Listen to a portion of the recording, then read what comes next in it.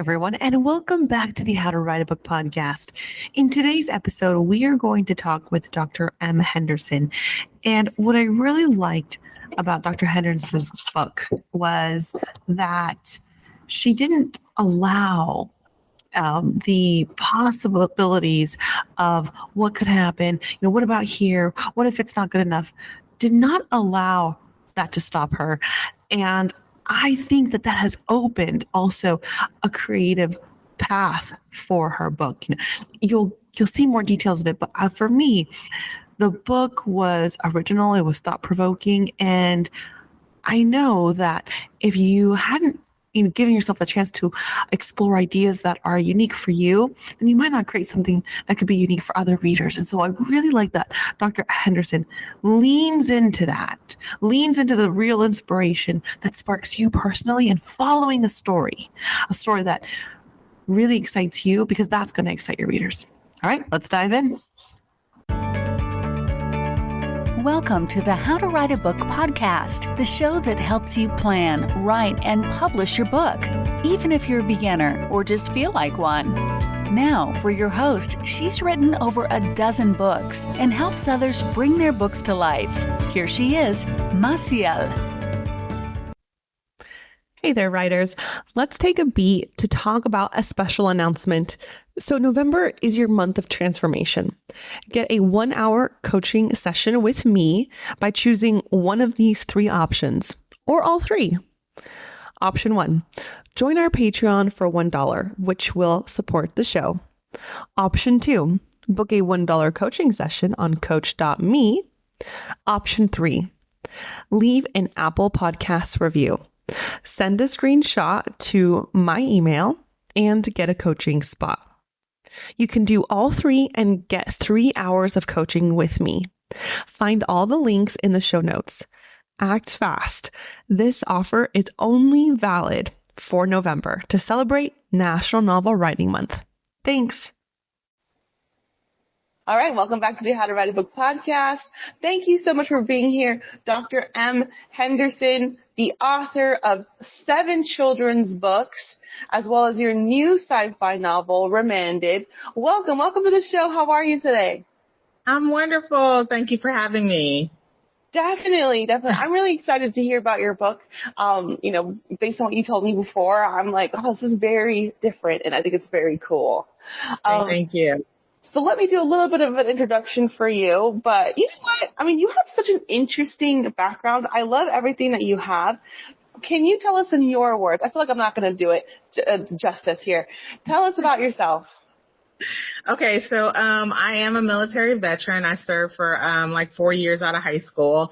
It was an awesome experience. Loved serving my country and really getting to see the world as a young adult. Traveled to 8 different countries so far in my life. I have a background in education. That's where I've spent most of my time, over 16 years as a teacher, as a principal, as a business owner of a tutoring company. I was also a principal, not only in the United States, but in China as well. And then that's how I kind of got interested in publishing books. So I've published 7 children's books. And I have a few adult books that I'm publishing. One that we're going to talk about today that I'm super excited about. And it's called Remanded.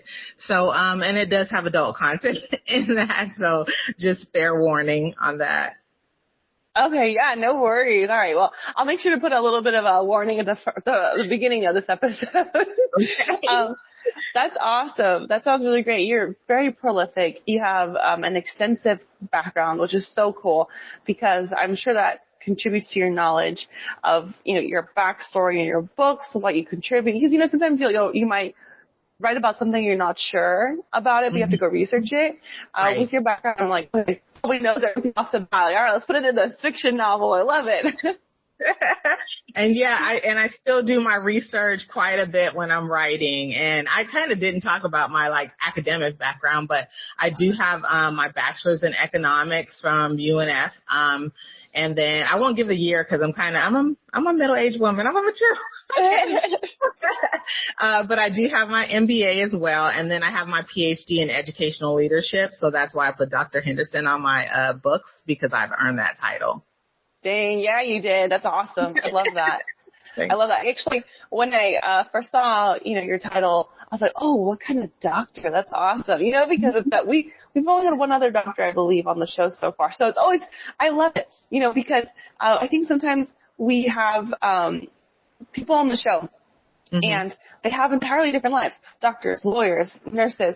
And I think there's this stigma of like, well, they're not creative because it's like, no, look at these people go. Right.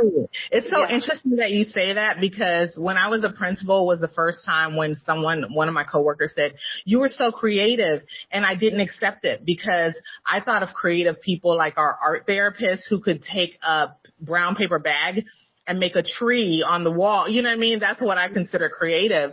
But once I really kept hearing, you're so creative, and I accepted it, that's when like the juices started flowing, and I really started like, you have to accept like this is who you are in order to allow it. And that's kind of what happened to me. And so for a long time, I didn't accept that I was creative. But also what I love about writing is that it's still part of education, the books, and, I have to do research in order to find out about this culture that I'm writing about or whatever. So it's very still educational for me. So that's why it aligns with my background. And then also, and we'll probably get into it a little bit, but just a preview, with Remanded, one of the things that I talk about is like how we want justice to be blind, but it's really not blind. But in my story, like I make justice blind. Yeah, I like that. Let's go ahead and dive in. Your story, your premise, it's super interesting. I haven't heard anything of it, really, as of recently. So like, tell us all about Remanded. Okay, so Remanded is set in 2117, and so it's in the future. And like I said, I'm into like listen to a lot of crime. A lot of Americans are, crime stories and that kind of thing. And I was just I was listening to a podcast, and I was thinking about how the forensic science of it all has just advanced so much that we can, solve crimes with DNA and all that. And I just thought about what the future of crime, forensic science looks like. And I thought about our judicial system, and it hasn't, in my opinion, it hasn't evolved the same way that forensic technology has. Especially the rehabilitation part. I think, as a country, our criminals don't come out much better than when they went in. And then they have a record now, so they, struggle to get a job and, struggle to get housing. And, it's just not set up for criminals to really serve their time. And I am talking about Remanded in this because when the criminals serve their time, they don't have to put that they're a criminal on their record anymore. Like they serve their time, it's over. So to tell you about Remanded, like I said, it's set in the future. And basically, there's a lot of technology tools, especially satellites and cameras, to help the police solve crimes. So it's really hard to get away from crime. So you'll find, like in my book, people get jail time, quote unquote, not really jail time. I'll explain that in a minute. But they get jail time for just like a hate crime, for a racial slur. You know what I'm saying? It's a racial slur is considered a hate crime, and you'll see that one of the characters gets time for that. You know what I mean? It's not acceptable anymore. So even like the smallest crime, body shaming, you know what I mean? That kind of stuff. We don't get away with that in the future. It's a criminal offense. Wow. And in Remanded, there's no jails or prisons. So if someone commits a crime, there's pretty much video evidence that they committed that crime, and then the virtual jury votes on what their punishment should be for serving that time. So it's not like they have to agree on innocent or guilty. Instead, they agree on what's a reasonable amount of time. And I also wanted to mention that virtual jury, they don't have any information besides the crime. They don't know if the person is male or female. They don't know what ethnicity that person is. They don't know their age, if they're married. They're just voting about the crime. So in that sense, I wanted to make justice blind. Yeah. And so, So let's say the jury votes, and so the jury's just voting on, what's a fair amount of time for that crime. And then they take that average number, and that's what the criminal is punished with.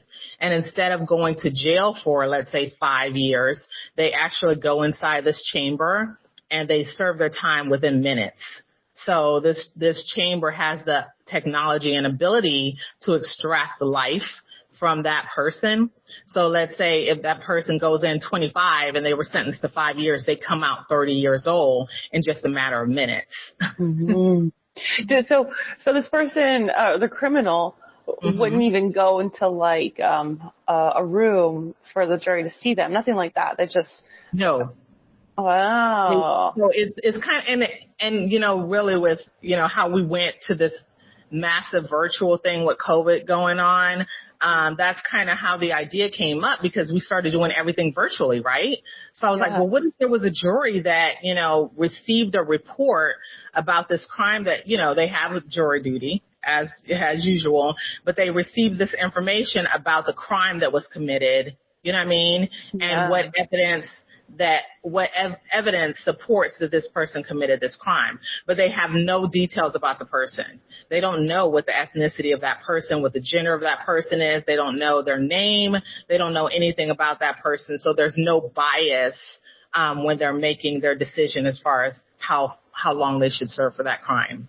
Wow. Okay, cool. So can you tell us about your main characters? I know you mentioned before that there was a romance story, that there's several characters. So what are your characters like? Okay, so there is my book is set up where there is a couple, William and Monica, and it kind of follows them meeting in high school all the way through their entire lives. And it follows their romance, the ups and downs and challenges of their romance, and also living in this world where it's 2117 and they're just like talking about, for example, cold case is a term that's no longer used anymore. You know what I mean? Mm-hmm. Cold case, they talk about, and they do end up getting into some trouble, and they do end up, kind of maybe serving some time, in the chamber. And so it follows their lives. And the other chapters are about various criminals that have done something, and had to serve time for it. Mm-hmm. And one of the characters, it's interesting. I kind of address, and this is probably something that we need to talk about. I'll probably address, what happens if someone gets sentenced, like their sentence is longer than they were actually supposed to live.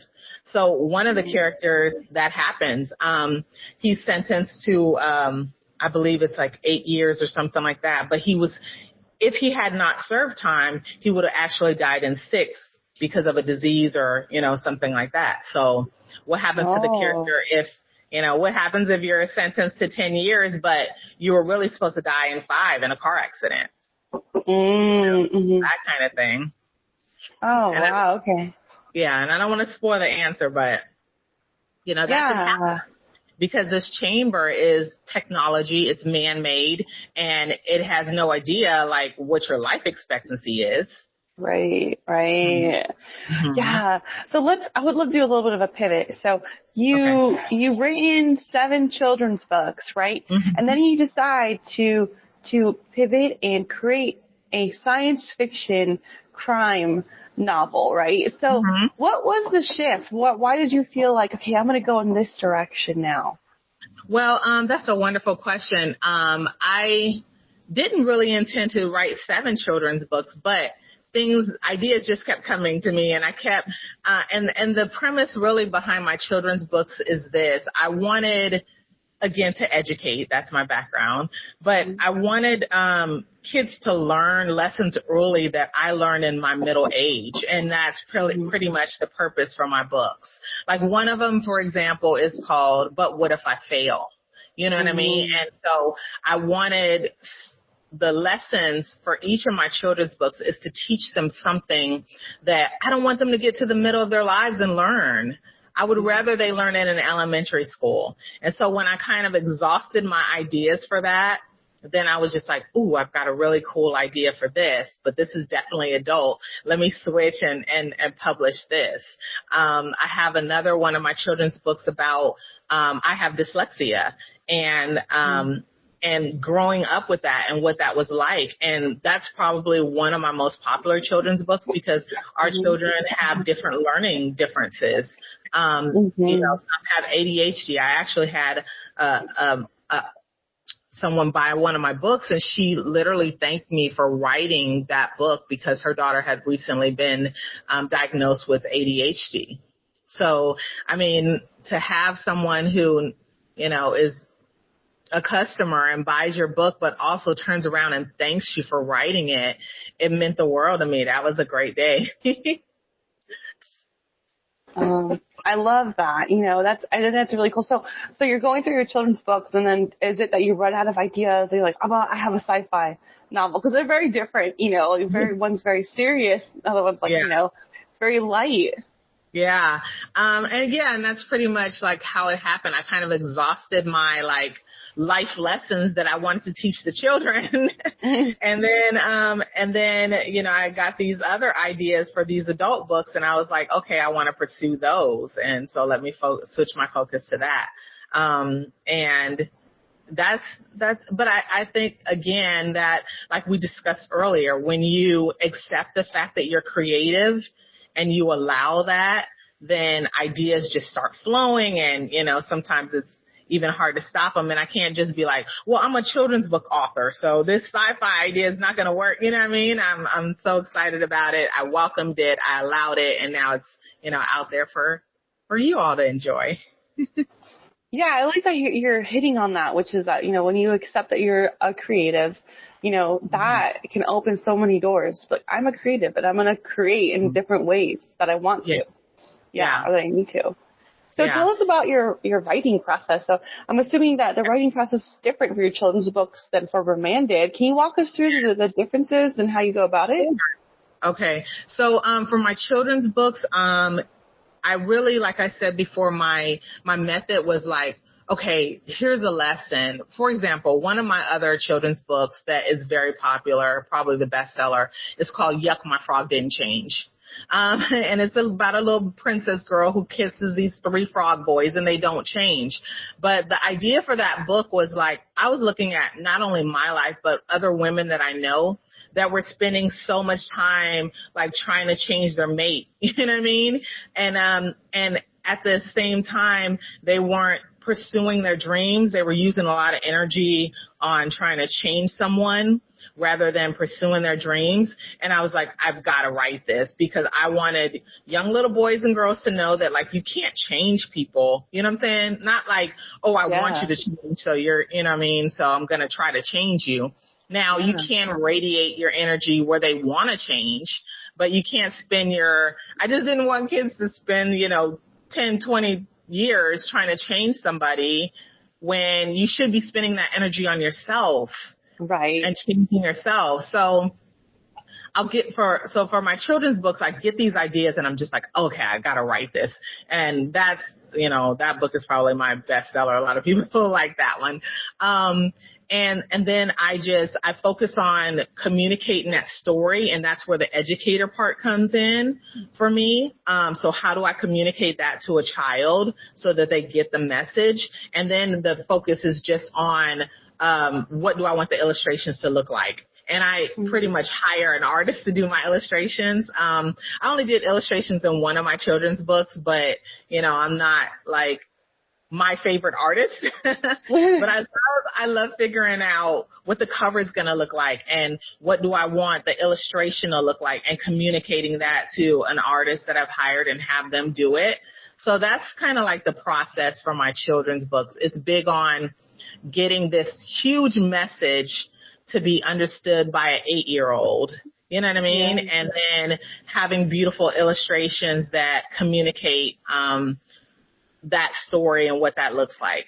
And then for my adult books, for my adult fiction books, it definitely starts with like a concept and then an outline. So I write an outline first of like, okay, this is what I want to happen in that story. And then I get as specific as I can with the outline. Like, okay, so this is what I need the audience to know in this chapter. You know what I'm saying? So I'll put bullet points I'll break it, I'll outline the chapters, and then I'll put bullet points of like what I need to reveal to the audience at this chapter and what I want to reveal later, or where the backstory is going to come in and all those kind of things. So with adult books, each chapter needs to have a purpose. You don't want to have, and you don't want to have a chapter in there for just frills. Every chapter is purposeful. So what do you want the audience to know, and when do you want them to know it? Those are the type of questions that I ask myself when I'm writing adult fiction books. And I basically outline it, and I'm like, okay, this is what I want to happen. And then I take one chapter at a time, and I think about what I want to happen, and then I kind of mill it over. Maybe I'll take a walk on the beach, or, things that I like to do. And I'll just kind of be like, okay, what is this going to look like, when this happens? And that's how the story starts to come. And then a lot of times I'll be typing it out, and I'm just following, this kind of outline that I've drawn for myself in my mind as far as how the story's going to go. And then sometimes things happen that surprise me as I'm writing, and I'm just like, oh, I should put that in there. For example, in Remanded, there's this one part that something happens to the character Monica, and it was such a surprise to me as I was writing it. And then after I finished it and I published it, I hired a voiceover to record it for me. And she was like, my jaw literally dropped when I read that part. And I was like, mine did too when it came to me, Yeah. So those kind of exciting things happen in the process of writing. And story development is one of the things that I love about writing. Yeah, I love story development. I can get a little bit too far into the weeds. I'll keep developing story and I won't stop. I probably should start writing at this point, That's awesome. So you do your writing process, and then your book, is it independently published? Yes, it is. All of my books are. Mm-hmm. Can you tell us what the process was like for you? Because some people, they have certain types of editors. They already can edit a book themselves, cover design, launch. You want to share with us your process? Sure. So my process is basically like once I'm done writing the book and I have my rough draft, I get it to a professional editor. Especially with my title, I can't have anything out there with my name on it with misspelled words and all that kind of stuff. So the editing process is very important. So I have a professional editor that edits it for me, and then I hire someone to do my book cover. I have my book cover professionally done, and just doing a lot of research about authors and that kind of thing. That's one of the most important, we always use the term, don't judge a book by its cover, but everybody does. You got to have a beautiful cover, True. Yeah. And, there's plenty of articles and information out there about how important that book cover is. So I always have my book covers professionally done. And then for my children's books, especially, any illustrations, that I want in my books are always done to the highest standard that I can possibly get it done. So I have a team of people that I continue to go back to for my book covers and editing and that kind of thing. I have a little team to make sure that my self-published books are, to a high quality standard. And that's so important because I feel like independent publishing has grown so much, and it still continues to get a bad rap because there are authors out there who, they really don't put any thought into it. They might do an artificial intelligence content. They might just slap together some blank pages and they're like, all right, there you go, I'm published.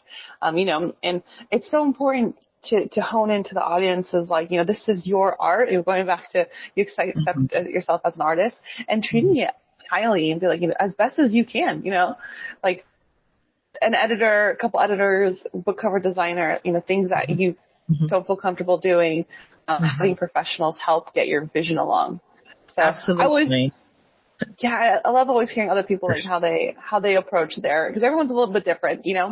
And what you're saying is so important. Sometimes people and I, a lot of it has to do with our society now and getting likes and getting followers. And some people are just hung up on the term like, I'm published. But when you look at their cover, I was like, I've looked at some covers where I was like, you shouldn't even put that out in the universe. I'm sorry. But it's just like, I'm sorry, but it's honestly true. So, it's more than just being like, oh, I'm published, or I have a digital product that I, can put some blank pages together and, and get it out there. So like you said before, it's more about like who you are as an artist and what you're putting out there. So yeah, I mean, I can understand how I'm grateful now. What I love about indie is that you don't have to wait on somebody to tell you yes.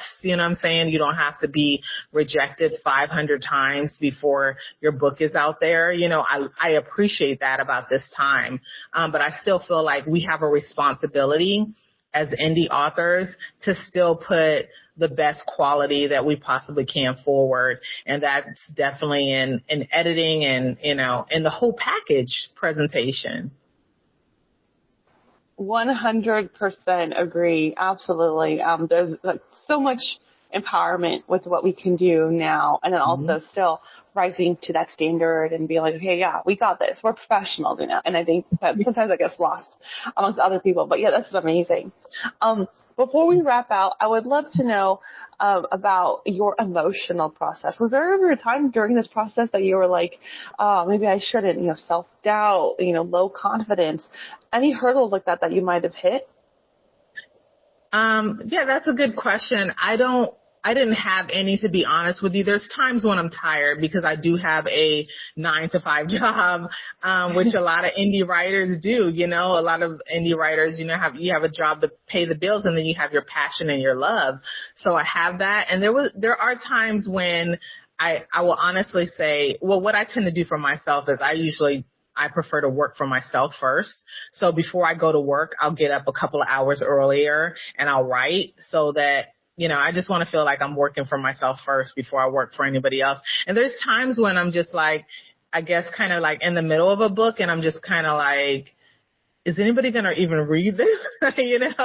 You're making that sacrifice. But again, what drives me is just my love for it. I don't write. And this is another thing that kind of piggybacks on that question. Some people will be like, oh, well, what does the industry want and what does the audience want? And they write according to that. I don't do that. I definitely write for myself and for, and I hope other people will like it. You know what I'm saying? But I'm not like, oh, what's the trend in the industry? Is it robots? Okay, I'm going to write about robots. I won't do that. You know what I mean? I'm like, I'll get an idea. I'll get a great concept. And honestly, I'll run it across with my daughter, and I'm just like, hey, I thought about this today. What do you think about a book that was like blah, blah, blah, blah? And then, she'll give me her feedback. And if I still feel passionate about the idea where I'm ready to invest time, then that's what I do. You know what I mean? So, I mean, yeah, to answer your question, there are times when it gets a little hard because it is a sacrifice and it is a commitment, and it is a lot of time. And sometimes I wonder if anybody else will read it. But my answer to myself is, if 2 people read it, or if nobody reads it, like, I want this book to exist. So that's what drives me. I love that. Love that. That's a great, a powerful note, I think, to wrap up on. Before we, wrap out this recording, Dr. M. Henderson, can you tell us where people can find you and find your books? Awesome. Okay. So, all my books are on Amazon. I publish through Amazon. So, you'll find all of them there. And then also for both of them, my children's books, I have a podcast called The Lazy Wordsmith. And the reason why I call myself The Lazy Wordsmith is because I'm always kind of happy with the final product, but my word count is always shorter than what I want it to be. I'm always disappointed with my word count, which I believe a lot of authors can relate to. So The Lazy Wordsmith is my podcast, and I have all my children's books on well, not all of them, but most of them on there. And I have Remanded on there and e-learning on there. Nice. Okay, great. Well, thank you so much for joining us. This was great. Love to hear about your process. Love to hear about your book. That's so original. It's very cool. Thank you.